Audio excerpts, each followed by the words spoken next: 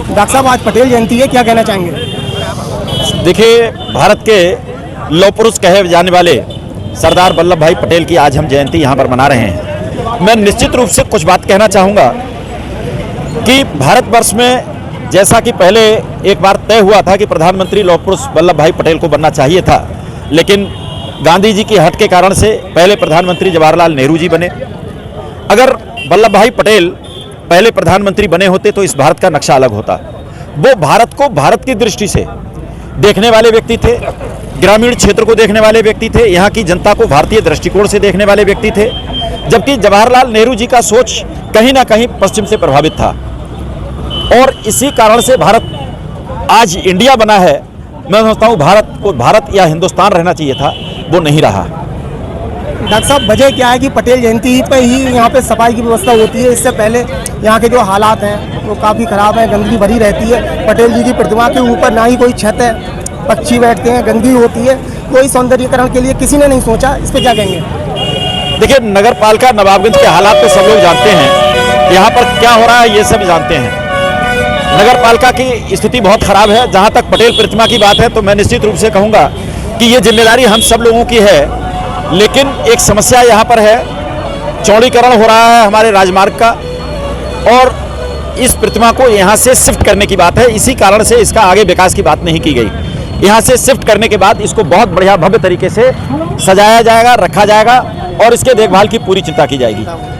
आज के दिन हम अपने भारत विकास का संदेश देना चाहते हैं। जैसे पटेल साहब थोड़े समय में बहुत बड़ा विकास कर गए, ऐसे ही हम ये संदेश देना चाहते हैं कि ज़्यादा से ज़्यादा देश का विकास हो, नागरिक प्रसन्न रहें, महामारियों का नाश हो, यही संदेश है। और क्या आज पटेल जयंती है, किस तरीके से याद करेंगे पटेल जी को? हम सबके प्रिय श्री वल्लभ भाई पटेल जी का जन्म 31 अक्टूबर 1875 में हुआ था और हमारे वल्लभ भाई पटेल जी ने अखंड भारत बनाने का जो संकल्प लिया था उसे पूर्णता किया और हमेशा हर गरीब किसान मजदूर हमेशा उसके लिए अच्छा कार्य किया। इसीलिए आज इस जयंती पर हम सभी लोग श्री वल्लभ भाई पटेल जी को माला पहनाकर उनका आशीर्वाद प्राप्त कर रहे हैं। पटेल जयंती है। सरदार वल्लभ भाई पटेल जो हमारे एक नेता थे और उन्होंने बहुत कुछ देश के लिए किया। आज उनकी पटेल जयंती हम लोग मना रहे हैं और सभी बिरादरियों के लोग हैं लगभग, और इसी हर्षोल्लास से हम पटेल जयंती मनाते चले जाएंगे। पटेल जी को मैं पटेल जी को अपने आदर्श के रूप में याद करना चाहूँगा। पटेल जी यद्यपि कुर्मी समाज के अग्रज नेता थे और स्वतंत्रता आंदोलन के बहुत ही जुझारू सेनानी थे और देश के पहले गृह मंत्री भी हुए। सरदार पटेल बहुत ही कठोर निर्णय लेने वाले व्यक्ति थे, इसलिए उनको लौह पुरुष के नाम से उपाधि से विभूषित किया गया।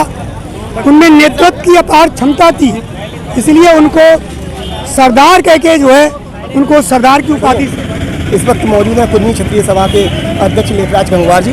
मैं आपसे जानना चाह रहा हूँ, आज पटेल जयंती है, क्या संदेश देना चाहेंगे? हम ये कहेंगे कि जिस तरह से सरदार वल्लभ भाई पटेल एक लौह पुरुष थे, उनके दृढ़ प्रतिज्ञता की जानकारी जो है वो आम जनमानस तक को भी है। आज जो राजनीतिक प्रवेश है वो भी दृढ़ निश्चयी ही होना चाहिए, तभी हम देश का उद्धार कर सकते हैं। और वर्तमान प्रवेश में जो सत्ता है वो इस बात को लेके चल रही है। वजह क्या है कि पटेल जयंती पे ही आप पटेल जी को याद करते हैं? इससे पहले यहाँ के जो हालात हैं पटेल चौक के, ना ही यहाँ का कोई सौंदर्यीकरण हुआ है, पटेल जी की जहाँ प्रतिमा है ना उसके ऊपर कोई छत की व्यवस्था है, पक्षी बैठते हैं, गंदगी करते हैं, तो ये हालात आपने क्यों नहीं देखे अभी तक? हाँ, आपने सही जवाब पूछा और इसके संबंध में हमने एक बैठक भी करी और उस पर मनन भी चल रहा है। चूँकि ये नेशनल हाईवे घोषित हुआ था, जब नेशनल हाईवे घोषित हुआ तो एक्सियन और एसडीएम के साथ बैठ के मेरी वार्ता हुई थी और उन्होंने ये बात कही थी कि भाई इस मूर्ति को यहाँ से स्थानांतरित किया जाएगा।